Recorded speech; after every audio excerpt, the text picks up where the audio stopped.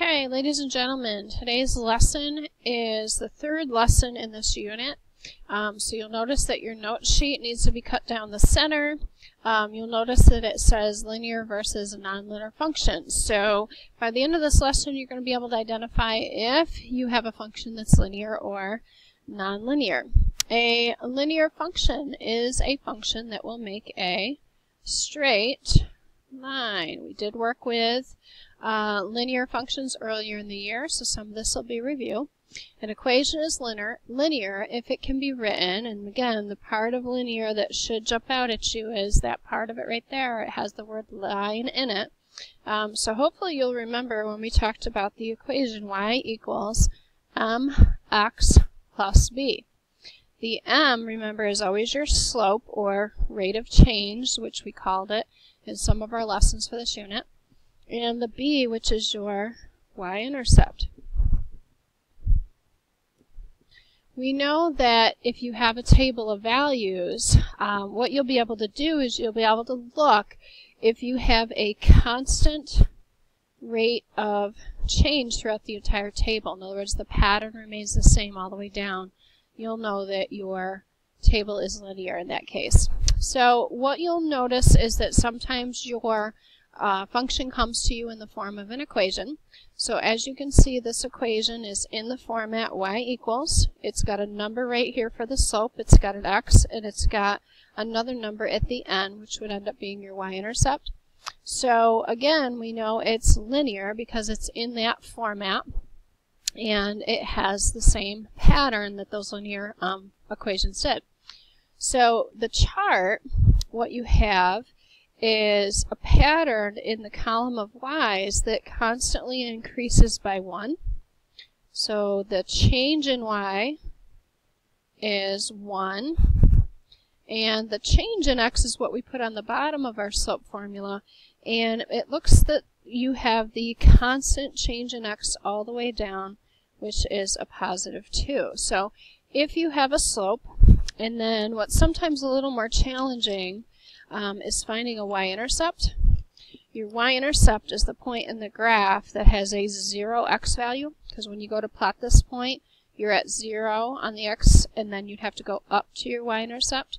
So we do have a b value as well that would cross the y-axis at positive 1. So we do have the components to make a linear function y equals mx plus b. They're visible in the table if you do a little bit of work to find them.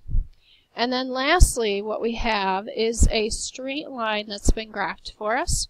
We have the equation again of 1/2 x plus 1. And we can see that every single point lines up. You have the same rate of change between the points, and you have a y-intercept between the points. So again, this is an example where your linear equation is given to you, but it also has a table of points, and it has a graph that we can see on there. So again, this is what linear looks like. Now, a nonlinear function is a function that, guess what, does not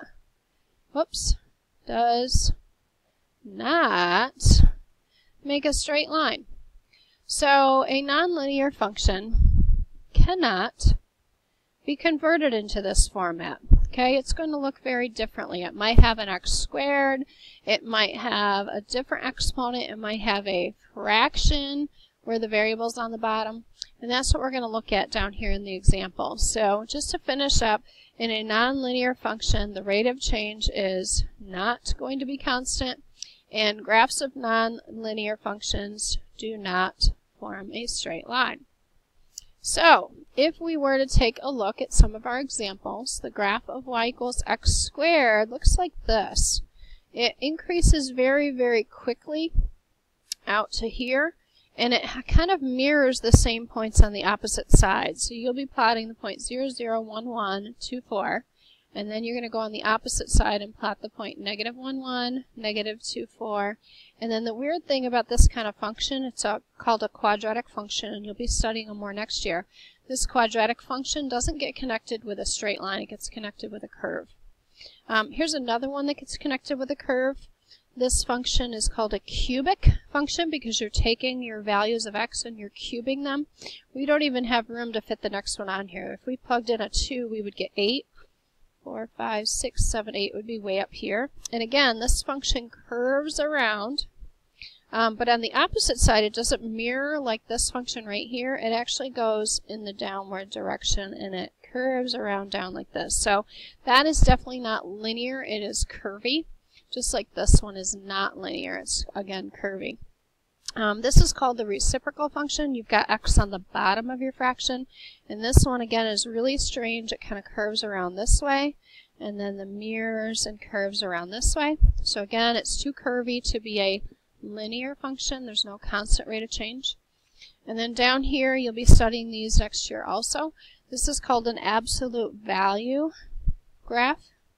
And an absolute value graph, the one that you've got in front of you at least, goes up in a perfect V shape. So some kids feel like, hey, this should be linear.